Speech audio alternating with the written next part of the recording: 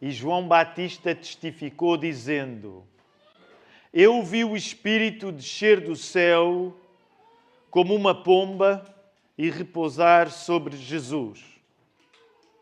E eu não o conhecia, mas o que me mandou a batizar com água, esse me disse: sobre aquele que vires descer o Espírito e sobre ele repousar, esse é o que batiza com o Espírito Santo. E eu vi e tenho testificado que este é o Filho de Deus. A mensagem que vos quero pregar nesta manhã chama-se Falo de Deus porque sou filho dele. Falo de Deus porque sou filho dele. E aplica-se a mim, que prego a palavra como pastor aqui na Igreja da Lapa, mas deve aplicar-se igualmente a ti. Não é um privilégio de funcionários religiosos. Não é um privilégio do clero. Nós devemos falar de Deus porque somos filhos dele. Amém? Então é isto que eu te quero pregar nesta manhã. Porque vivemos vivemos a época na história do mundo, nunca se comunicou tanto como hoje se comunica. Então vimos, à custa do desenvolvimento da tecnologia, no século passado, no século XX, alguns de nós já lá estávamos, é o meu caso, eu já lá estava no século passado, e alguns de nós vimos acontecer uma verdadeira revolução por conta daquilo que antigamente se chamava os mass media, os meios de comunicação social, os meios massivos desta comunicação. Não só porque ainda séculos antes tinha sido inventada a imprensa, mas no século XX, com a proliferação da rádio, da televisão, e depois veio uma coisa chamada internet, que influencia drasticamente a maneira como nós vivemos. Então somos todos filhos da tecnologia, nesse sentido, e por conta disso nunca se falou tanto, nunca se comunicou tanto na história do mundo como hoje. Então, numa época assim, em que falar é tão fácil, quer seja falar verbalmente, quer seja falar, comunicar através da internet, nós queremos sublinhar que falar de Deus é importante e como evangélicos, como cristãos protestantes, nós não sabemos estar calados, essa é uma das nossas marcas, só sabemos falar acerca de Deus, mas aquilo que vamos falar acerca de Deus é uma consequência do facto de sermos filhos dele. E, portanto, já há duas palavras que vão ser importantes ao longo desta mensagem, as duas começam por F, porque vamos falar de falar, mas a base do falar de Deus que eu quero sublinhar hoje, durante esta mensagem, vem do facto de nós sermos seus filhos. Então, vai guardando estas palavras. Ser filho. Falamos com base em sermos filhos. Por isso mesmo, ao querer pregar esta mensagem nesta manhã, ela depende inteiramente não de uma coisa que é acerca de ti, mas de uma coisa que é acerca de Deus. Todo este discurso não será possível se Deus não for Pai, Filho e Espírito Santo. Porque Deus é Pai, Filho e Espírito Santo, nós temos uma capacidade de sermos feitos filhos de Deus. E é a partir daí que devemos falar dele. Vamos orar. Obrigado, Senhor, por este domingo, por esta casa de oração cheia. Obrigado porque às 9 já aqui estavam outras pessoas para louvar o Teu nome. E quando isto acontece na nossa igreja, isto deixa-nos felizes. Mas depois lembramos, é apenas a Lapa, porque há tantas outras igrejas onde isto está a acontecer, aqui na nossa cidade, em Lisboa, em tantas outras cidades, outros países. E nós queremos pedir-te, Senhor, Tu nos dês esse discernimento de compreender que nós fazemos parte de um povo muito grande. Hoje aqui, em 2025, em Portugal, na Europa, por todo o mundo, mas durante todo o tempo, a Tua Igreja, Senhor. Obrigado porque somos a Tua Igreja, por Tua causa, não por nossa, por Tua causa, somos a Tua Igreja.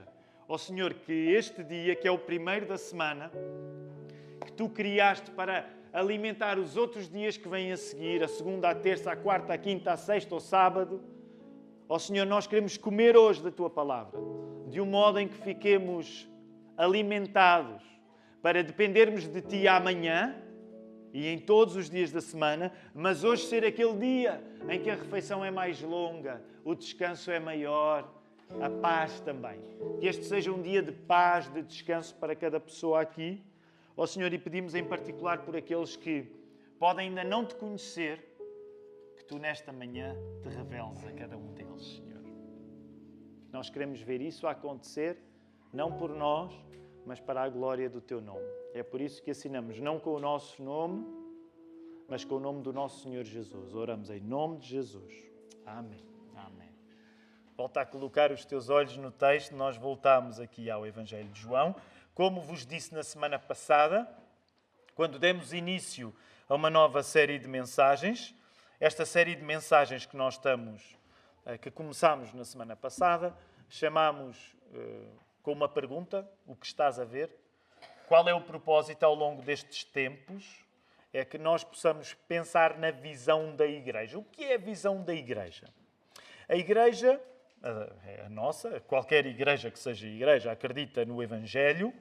O Evangelho é que Jesus é o Filho de Deus, Ele nasceu, Ele morreu, e esta semana é aquela que nós vamos até usar uma concentração especial da nossa parte para lembrar a morte de Jesus. Lembramos a morte em qualquer reunião, mas na sexta-feira às 18, não esqueçam, vamos querer fazê-lo com mais detalhe. Então, o que é o Evangelho? Jesus Cristo é o Filho de Deus, é inteiramente homem, nasceu, morreu, ressuscitou, está sentado à direita de Deus Pai, chama uma multidão de pessoas para si, e essa multidão tem o nome bonito de Igreja. A Igreja é a noiva de Cristo. Então, muito sucintamente, isto é o Evangelho. O que nós queremos estudar quando falamos na visão da Igreja não é acrescentar nada ao Evangelho, porque o Evangelho não precisa de ser acrescentado. Mas é a maneira da Lapa elaborar um pequeno texto, pequeno porque é apenas um curto parágrafo, para que as nossas prioridades estejam alinhadas com o Evangelho. A primeira frase dessa visão que estamos a construir, partilhei convosco semana passada, que é a frase de: a Igreja da Lapa reúne o povo da palavra feita pessoa em Jesus, e disse que íamos colocar a nossa âncora durante uns tempos aqui em João 1. Disse-te também que o Evangelho de João é um Evangelho único. Há 4 Evangelhos na Bíblia: Mateus, Marcos, Lucas, João. João é o mais diferente deles todos.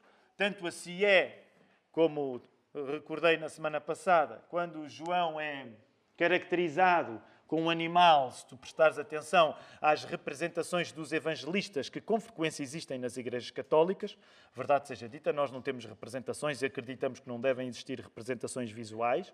Achamos que essa é uma maneira de quebrar o segundo mandamento, mas verdade seja dita, nós vamos aproveitar quando vamos a igrejas católicas para compreender algumas coisas que são símbolos que vêm da Bíblia.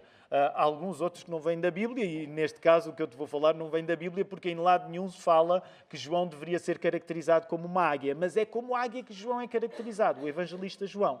Porquê? Porque a sua perspectiva é única, é diferente dos outros. Os outros têm a mesma perspectiva, são por isso chamados sinóticos, têm a mesma ótica. João é uma parte, não é? João é especial. Quando nós, por exemplo, ao longo desta semana, lermos alguns dos textos da Páscoa, vais ver que João tinha um lugar especial para Jesus. De tal modo, e eu não quero revelar cenas dos próximos capítulos, mas toda a gente já as conhece também, mas, por exemplo, na última ceia, João tem um lugar especial ao pé de Jesus. Ele até é aquele que se reclina sobre Jesus. João é diferente. João é diferente. Eu não sei se os outros discípulos implicavam com João por causa disso, mas que ele é diferente é. Por isso mesmo, olha para o texto que acabámos de ler. João é assim mais filosófico, é assim mais exigente, a nível de conceitos. Também foi o último que escreveu o Evangelho. Imagina, Marcos escreve e João está à espera e pensa assim, espera aí, eu também vou escrever a minha história. Escreve a seguir, bem, e a cronologia aqui há os seus debates, mas Marcos é tido como o primeiro. Escreve a seguir Mateus, que em grande parte usou o trabalho de Marcos, e amplia. Mateus pensa assim, não foi mau, Marcos, o teu evangelho não foi mau, mas eu ainda vou adicionar aqui algumas coisas que tu te esqueceste. Então escreve Mateus a seguir. Depois Lucas pensa, espera aí, eles escreveram, eu não sou discípulo, portanto não tinha tido a proximidade que Mateus tinha tido. Marcos não tinha sido discípulo, mas tinha sido formado por Pedro. E Lucas pensa, mas eu sou médico, portanto também sou capaz de escrever aqui um evangelho ótimo. E escreve o seu evangelho. E João fica para o fim a pensar assim, olha, eles todos armados em bronze, mas eu vou escrever aqui um evangelho completamente diferente. E pronto, e lá está. No final, João escreve o seu evangelho completamente diferente. Eles no céu já há onde se ter entendido todos uns com os outros, mas a verdade é que nós temos os 4 registros para tu leres os 4. Okay? E agora que paramos aqui no Evangelho de João, capítulo 1, eu gostaria que tu fosses mais fundo, de facto, e compreendesses, ganhasses um afeto especial por João. Eu acho que crente que é crente deveria estar familiarizado com as características de cada escritor bíblico. São muitos escritores bíblicos, são 66 livros na Bíblia. Mas eu acho que é crente deveria saborear aquilo que é especial em João. Tendo dito isto, vamos lá voltar ao primeiro capítulo. Tu apercebes que há aqui uma cena. Qual é a cena que João está a falar? Vou fazer perguntas, convém que seja breve. Os irmãos vão perguntando. Que cena é que João está a falar agora nos versos... no capítulo 1 e, em particular, no verso 32 e até o verso 34 nós lemos. Qual é a cena? É a cena do batismo de Jesus. Porquê que o batismo de Jesus é uma cena tão importante? Porque ele é um episódio em que se manifesta Deus Pai, Filho e Espírito Santo fisicamente. Não há nenhum outro episódio na Bíblia que demonstre a manifestação física de Deus Pai, Deus Filho, Deus Espírito Santo. A Igreja vai resumir como é que isso acontece. Em primeiro lugar, o batismo de Jesus significa, vamos chamar-lhe assim, a segunda pessoa da Trindade, Jesus. O que é que ele está a fazer no batismo, no dia do seu batismo? O que é que Jesus vai fazer? Eu sei que quando as perguntas parecem as mais óbvias são quando o pessoal tem mais medo e só o pastor Filipe é que respondeu. O que é que Jesus vai fazer no dia do seu batismo? Vai ser batizado. Então pronto, Jesus, a segunda... É isso? Eu sei que as perguntas são sempre assim. Jesus está lá e vai ser batizado. Tu vês Jesus fisicamente, no sentido, a cena mostra Jesus fisicamente. Deus Pai manifesta-se como? E é interessante, porque depois os evangelistas contam a história diferente. Deus Pai manifesta-se durante o batismo dizendo o quê?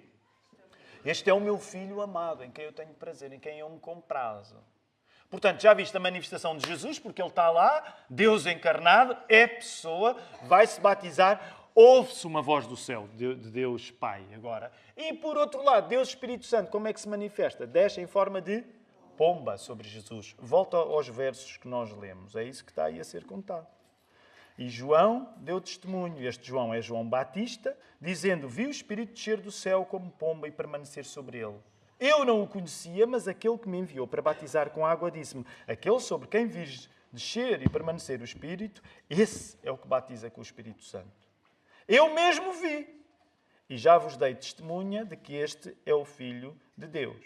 Se adicionarmos esta cena tão bonita, o facto de estarmos a falar acerca da visão da Igreja, nós queremos hoje enfatizar esta segunda frase que eu vos trago, que quero desdobrar. E a frase que serve para o texto da visão da Igreja é esta. A presença de Deus é encontrada na ação do Espírito Santo através da fé.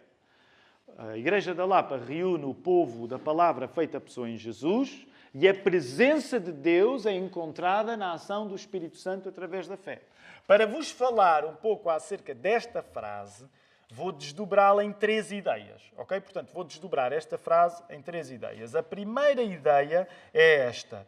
Não há presença de Deus sem o reconhecimento da sua identidade trinitária. Encontras essa frase agora também aqui. Tu não podes saber quem Deus é se não souberes que Ele é Deus Pai, Filho e Espírito Santo. Isto não nos leva a perder o respeito pelas outras religiões. Nós devemos sempre o respeito a qualquer religião, mas nós temos, de facto, de reconhecer que o cristianismo é a única fé que defende que Deus é Pai, Filho e Espírito Santo. Nenhuma outra fé defende que Deus é Pai, Filho e Espírito Santo. Esta não é uma questão de detalhe, meus irmãos. Há na história do mundo, ainda hoje, movimentos que se dizem cristãos e que não acreditam que Deus é Pai, Filho e Espírito Santo. com toda a gentileza, com toda a civilização. Nós vamos respeitar e defender o direito dessas pessoas praticarem a sua religião. Mas não podemos chamá-las em boa consciência de pessoas cristãs. Porque elas não acreditam que Deus é Pai, Filho e Espírito Santo.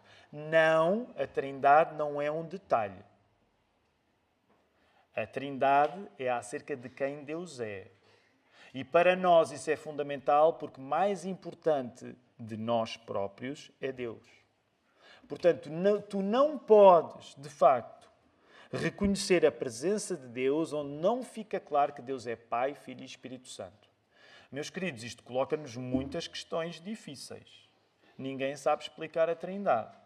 Nós queremos usar a linguagem bíblica e a linguagem que ao longo de séculos foi usada em bons catecismos, em boas exposições da fé. A nossa própria igreja usa o Catecismo da Nova Cidade, que nós ensinamos todas as quintas-feiras às 8. Os irmãos são bem-vindos a estar, todos são bem-vindos a estar nessa reunião das 8 de quinta-feira. Lá fazemos a nossa memorização do catecismo.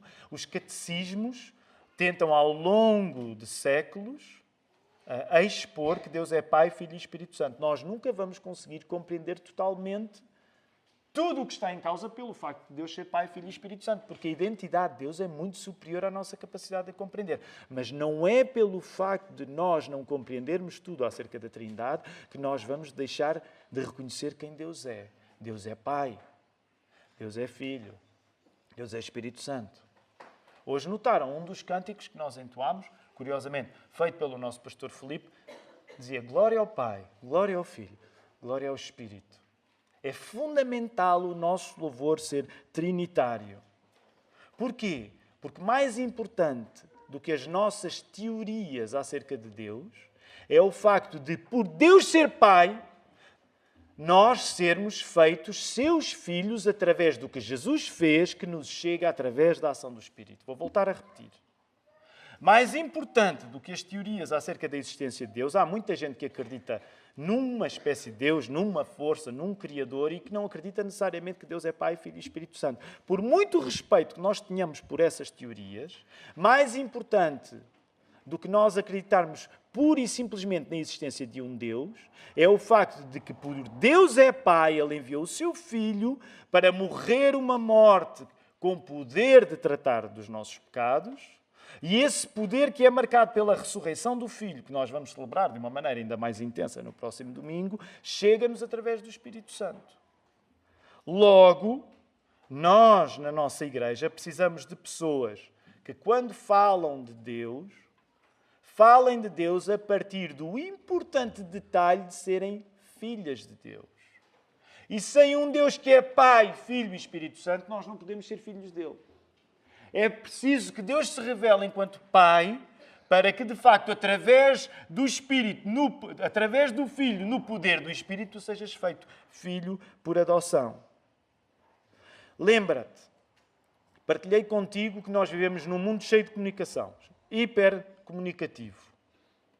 É ainda mais importante que, quando nós vamos falar acerca de Deus, aquilo que nós temos a apresentar ao mundo, aos nossos amigos, às pessoas que estão à nossa volta, seja mais do que uma teoria filosófica acerca de Deus existir.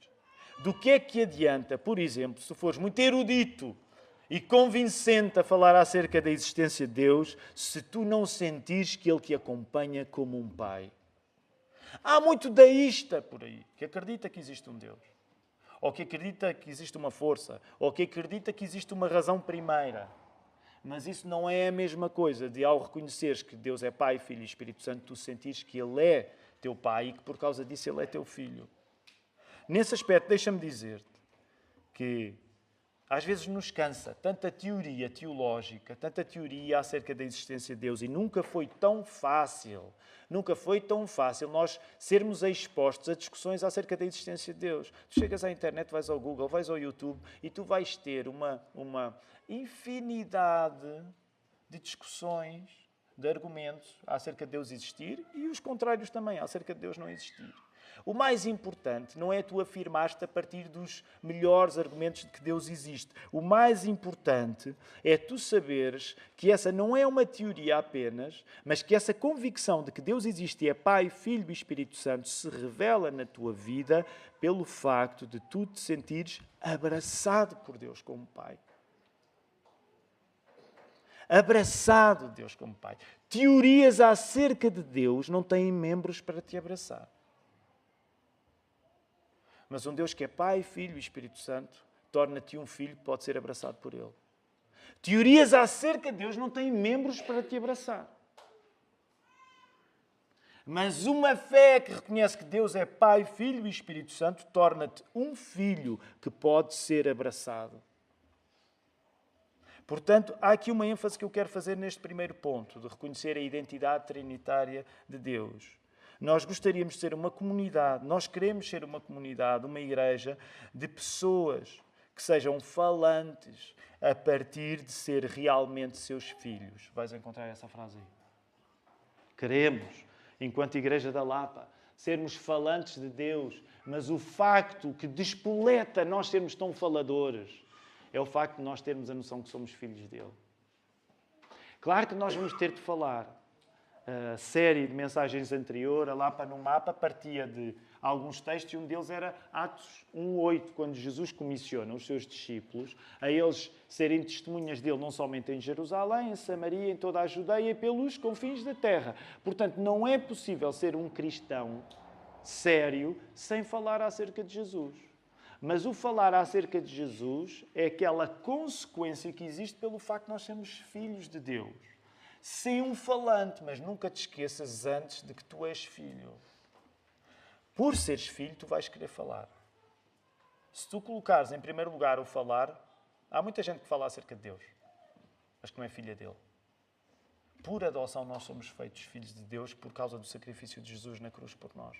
Então, essa é uma das coisas, que nós sejamos uma igreja de falantes, porque são filhos. Segundo aspecto que eu quero mencionar, não há presença de Deus sem saudade dele. E agora, eu sei que pode parecer até meio contraditório, mas não é a primeira vez que falamos acerca deste assunto. Eu quero-te recomendar um livro fantástico que explora esta questão. Um livro fantástico chamado Os Três Nãos de Deus. Curiosamente. Este livro acabou de sair. Ele é resultado de um trabalho de grupo. Eu assino o livro, mas o livro, e digo isto sinceramente, o livro não existiria sem a Igreja. Porque este livro é o reflexo de um sermão que foi pregado no ano passado e que alguns de vós, volta e meia isso acontece, eu não me estou a queixar, meus irmãos, mas volta e meia há aquela acontece, é raro. Filipe, vais dizer quando é que foi a última vez que te aconteceu. Mas volta e meia, às vezes nós pregamos sermões aqui e assim raramente alguém vem ter connosco e diz: pastor, que bênção. Em Portugal é raro, não é? Aliás, eu não sei se vocês sabem aquela história, eu não vou resistir, vou contar. Costuma-se dizer que a primeira pessoa que diz ao pastor que o sermão foi bom, vocês sabem? Quem é a primeira pessoa? Costuma-se dizer, esta é uma ideia que existe nas igrejas evangélicas, quem é a primeira pessoa que diz ao pastor, a seguir ao sermão, ter sido pregado, que o sermão foi bom? Quem é a primeira pessoa que diz isto? É o diabo. Nunca ouviram isto? É o diabo. Para nos fazer sentir vaidosos. Nunca ouviram isto? Nunca tinham ouvido isto? A primeira pessoa que diz ao pastor que o sermão foi bom é o diabo. Que é para o pastor ficar inchado e, naturalmente, acabar a contradizer tudo aquilo que pregou. Não sabiam isto? Isto é um clássico. Não é? Isto é um clássico. Agora, o que ninguém nos disse é que em Portugal, geralmente, é só o diabo que nos diz isso. Ok? Há muitas mais pessoas. Quando é que foi a última vez que te aconteceu, Filipe? É que alguém te veio aqui dizer isto? Dizer assim.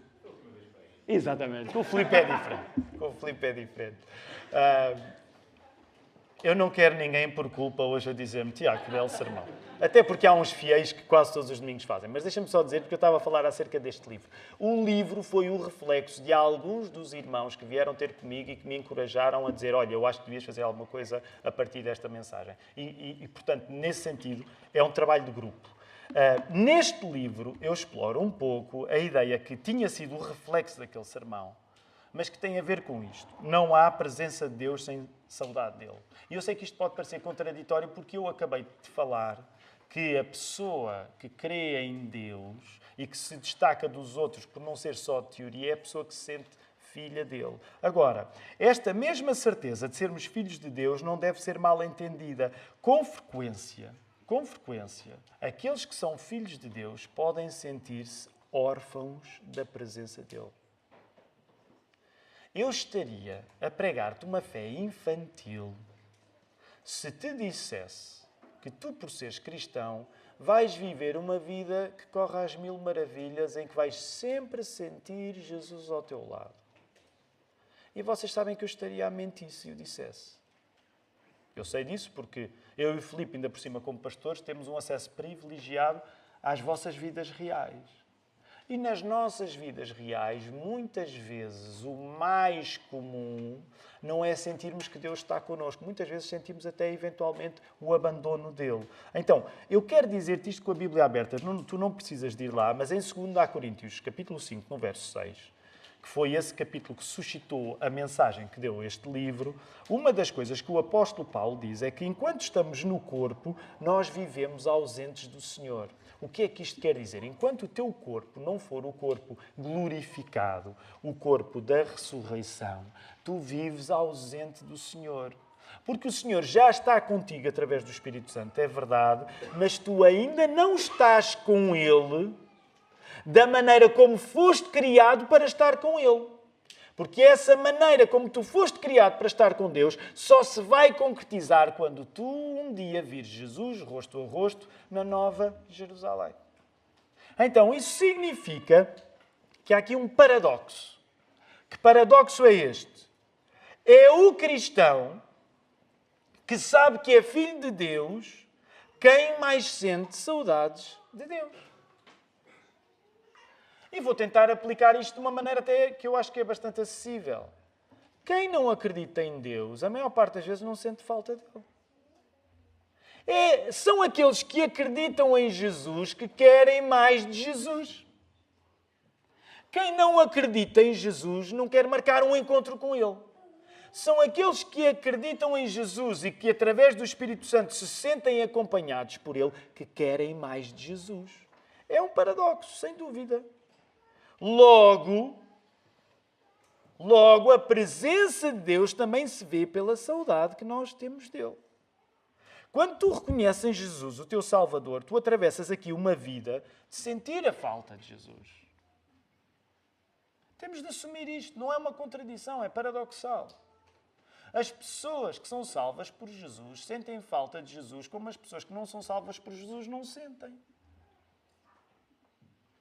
Por isso mesmo, tu lembras da maneira como o apóstolo Paulo falava em algumas das suas cartas, quando ele dizia que por ele até preferia o quê? Ele preferia já estar morto na presença de Jesus, porque para ele o morrer era ganho. Porquê é que o morrer é ganho para os cristãos, que é um dos versos que nós gostamos tantas vezes de citar? Porque o morrer aqui significa começarmos a viver diante da presença de Deus como ela ainda não existe enquanto nós estamos aqui. Logo, tu quando acreditas em Jesus, tu sentes saudades dele. Tu vais viver muitas vezes mais da fome que tens de Jesus do que da fartura. Vamos ser sinceros. Se eu te perguntasse, tenta contar os dias em que tu tiveste uma certeza extraordinária da presença de Deus. Tenta contar. Os irmãos só vão ter de me responder com sim e não. Se vocês tivessem de contar os dias em que sentiram uma experiência, uma presença extraordinária de Deus, só têm de me responder assim. Foi é a maioria dos vossos dias ou é a minoria dos vossos dias? Não podem mentir porque estão na igreja. É a maioria dos vossos dias ou é a minoria dos vossos dias? Os dias excepcionais são a exceção, porque na maior parte das vezes a regra dos nossos dias não é marcada necessariamente por tu te sentires arrebatado pela presença de Deus. Meus irmãos, nós temos de ter uma fé séria e adulta. Temos de reconhecer estas coisas. Eu só te estou a dizer isto para tu poderes reconhecer que uma das características da pessoa que procura a presença de Deus é sentir a falta dele. Sabem, por isso é que também a nossa vida não é assim nada tão especial que convença os outros que não acreditam em Deus. Se a nossa vida fosse vivida de experiências de monte, todos os dias, as pessoas que estão ao nosso lado, de facto, começavam a ter alguma inveja da nossa vida e queriam ser iguais a nós. Porque é que quando tu vives ao lado de pessoas que não creem, elas, acho eu, pelo menos é a minha experiência, elas não vêm ter contigo a dizer eu quero ter uma vida como tu. Eu quero ser como tu. Porque a nossa vida também tem uma medida de saudade em que nós vivemos satisfeitos com Deus e, olha lá, ao mesmo tempo vivemos insatisfeitos. As duas coisas fazem parte. A pessoa, quando é cristã, vive satisfeita e procura um contentamento e ganha medidas desse contentamento. Não estou a negar nada que, por exemplo, na carta aos Filipenses, o apóstolo Paulo explica com especial cuidado a questão do contentamento. Mas também te quer dizer que a tua vida buscando esse contentamento, de certa maneira, vai ser mais descontente do que a vida de quem não espera nada de Jesus. Tu vais compreender então que o momento mais importante da tua vida, ou melhor, deixa-me dizer de outra maneira, o momento mais importante para o qual tu foste criado nem sequer foi o dia em que tu te convertestes. O momento mais importante da tua existência nem sequer foi o dia em que Deus te achou. O momento mais importante da tua vida nem sequer foi o dia em que o Espírito Santo te iluminou. O momento mais importante da tua vida é aquele que ainda não aconteceu. Porque é aquele que vai acontecer quando tu estiveres na presença física de Jesus Cristo. E aí, finalmente, o ápice da tua vida vai acontecer. Agora vamos aplicar isto em termos práticos. Isto significa que todos os cristãos vivem uma espécie de vida adiada. A nossa vida é adiada. Encontram essa frase agora aí. A nossa vida, por causa de Jesus, está abensamente adiada. Mas esse futuro ninguém nos tira. Era bom se houvesse um amém. Este futuro ninguém nos tira. Porque, de facto, nós estamos convencidos disso. Repara, quero terminar este ponto para passarmos para o último. Mas deixa-me dizer, tu não tens de convencer as pessoas à tua volta que tens uma vida extraordinária, porque em muitos sentidos eles até podem ter, as pessoas que não acreditam em Deus, podem em alguns sentidos ter uma vida mais extraordinária do que a tua. Mas tu não tens de viver envergonhado pelo facto de viveres adiado. Porque tu tens uma esperança que te chega pelo Espírito Santo, que de facto um dia tu vais ver Jesus rosto a rosto. Pensa nisto, vamos pensar que o meu diácono, o Tiago, vamos pensar que ele não é crente. Imagina, ele vive, e se ele tivesse a personalidade que o Tiago tem, ele vive com ambições e atinge os seus objetivos. Tiago, és tu, mas tu versão não crente. Imagina, ele ganha mais dinheiro do que eu, que sou um desgraçado, não é? Ainda por cima pastor evangélico em Portugal. Portanto, ele ganha dinheiro, ele atinge objetivos. E nós tínhamos sido colegas na escola, volta e meia encontramos, Tiago, como é que tu estás e tal. E ele até gostava, ele até era simpático comigo, és pastor evangélico e tal. E eu até dizia, olha, a igreja tem crescido, olha, bom para ti e tal. Mas, de certa maneira, se as pessoas virem de fora, podia até parecer que o Tiago, que está a atingir os seus objetivos, ele está a concretizar os seus propósitos. E eu estou adiadamente vivendo à espera do momento mais importante na minha vida que, curiosamente, não vai acontecer nesta vida. Portanto, nesse aspecto, as pessoas que descobrem, que são descobertas por Jesus, salvas por Jesus, elas vivem adiadas até o momento em que o vão encontrar rosto a rosto. Mas vivem em esperança. E nunca te esqueças que a palavra esperança tem espera lá metida.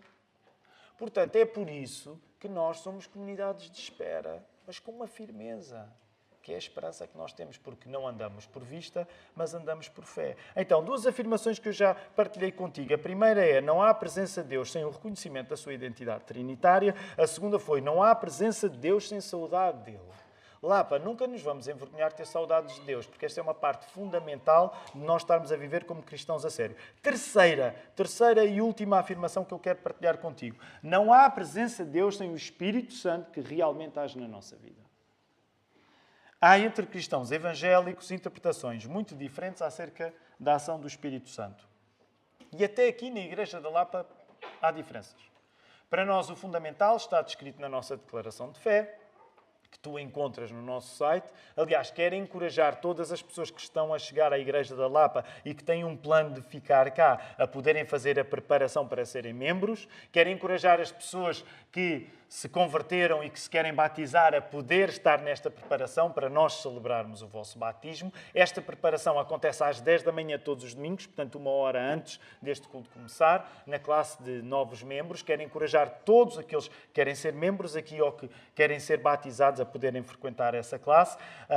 Uma das coisas que nós ensinamos nessa classe, nessa preparação para o batismo e para novos membros, é que de facto não é possível nós acreditarmos numa fé genuinamente cristã que não seja baseada na obra do Espírito Santo.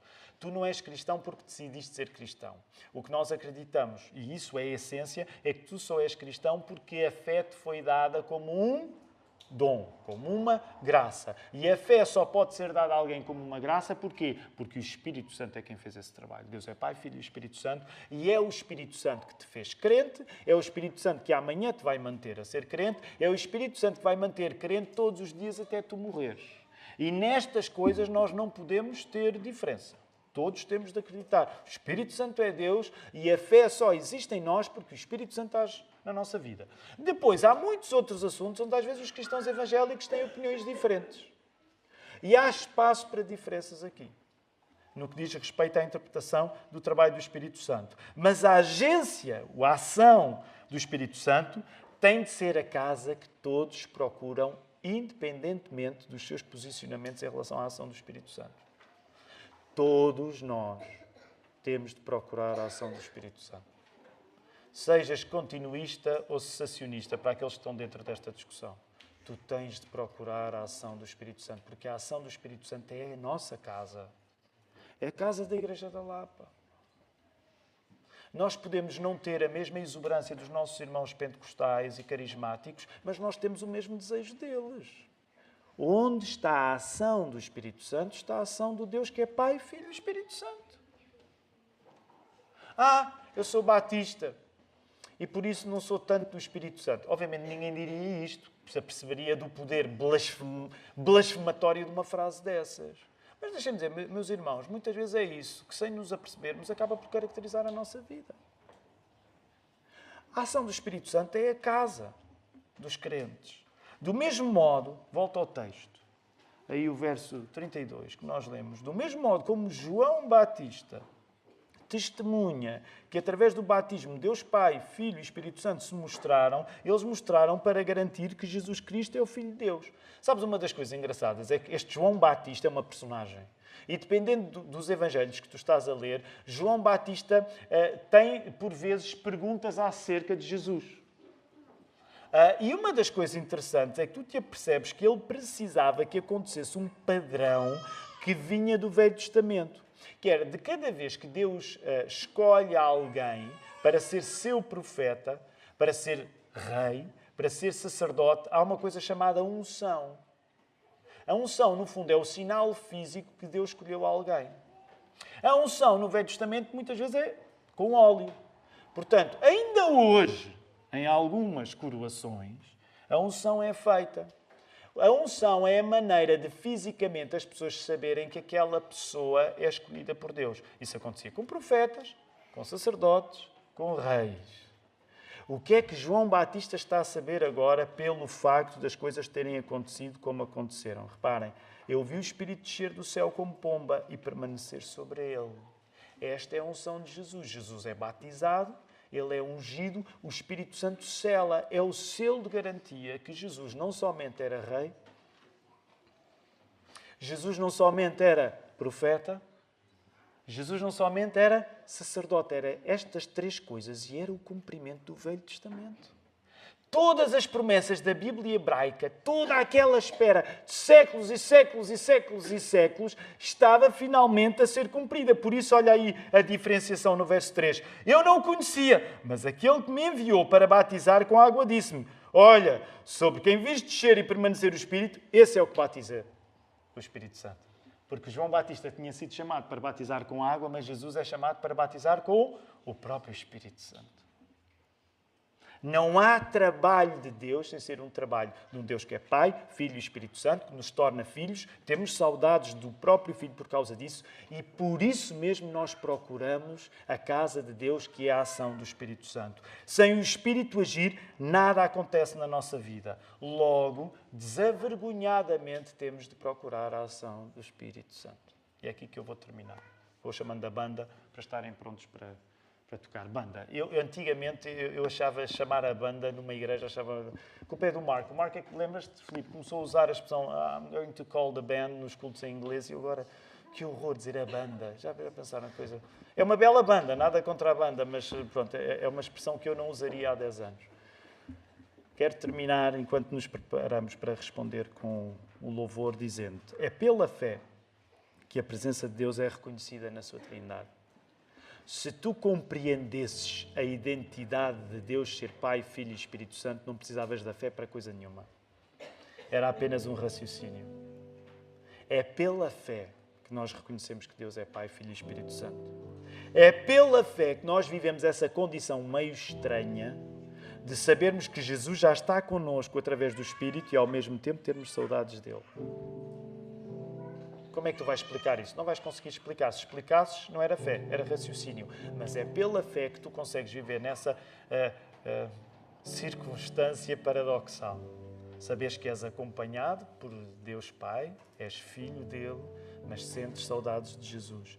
É pela fé que a presença de Deus nos oferece a ação do Espírito.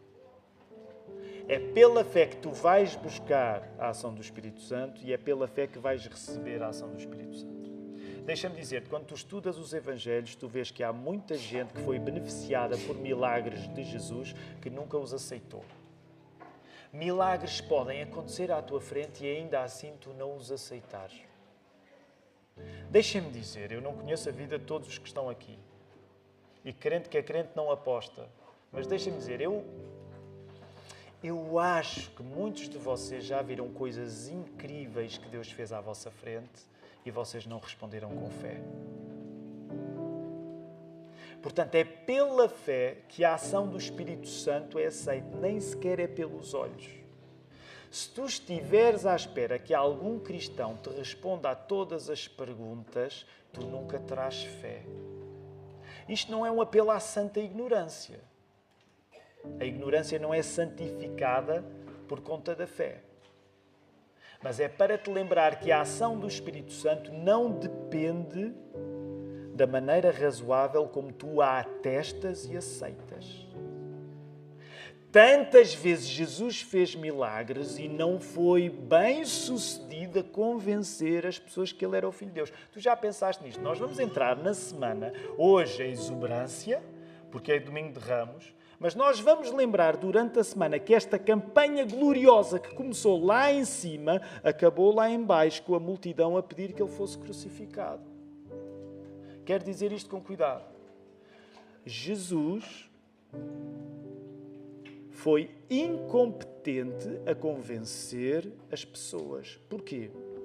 Já lá vou chegar. Calma. Agora gravas e eu fui à igreja e o pastor disse isto. Calma. Em termos lógicos humanos, Jesus não mostrou a competência de só pelos seus milagres e pela sua pregação convencer todos que ele era o Filho de Deus. Se assim fosse, ele não tinha sido crucificado. As pessoas teriam ficado imediatamente convencidas que aquele homem que pregava tão bem e que fazia milagres tão bons, ele era o Filho de Deus. Acontece que é pela fé. Não é pelo que se vê, é pela fé. A ação do Espírito Santo não é procurada para evidenciar, para ser um show espiritual. Mas ela é procurada porque é aí que tu tens o abrigo de saberes que foste feito Filho de Deus pelo sacrifício de Jesus.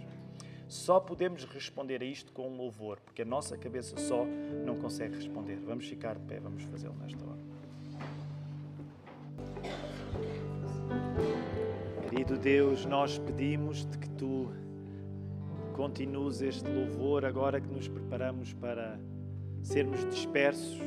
Senhor, nós pedimos que tu continues este louvor nas nossas casas. Senhor, nós pedimos que tu continues este louvor nos nossos trabalhos. Senhor, nós pedimos que tu continues este louvor como uma atitude constante no nosso coração. Nós confessamos que é muito mais fácil estar a louvar aqui dentro do que fora daqui, Senhor. E por isso pedimos que tu aumentes a nossa fé. Ela já existe, mas ainda é pequena. Aumenta a nossa fé. Dá-nos a satisfação de um domingo de descanso, de prazer, desavergonhado na tua palavra, no facto de seres tu quem cuida de nós e não no facto de sermos nós quem cuidamos de ti. Ó Senhor, por isso pedimos também a tua bênção. Que a graça do Senhor Jesus Cristo, o amor de Deus Pai e a comunhão do Espírito Santo sejam com todos vós, agora e para sempre. Amém.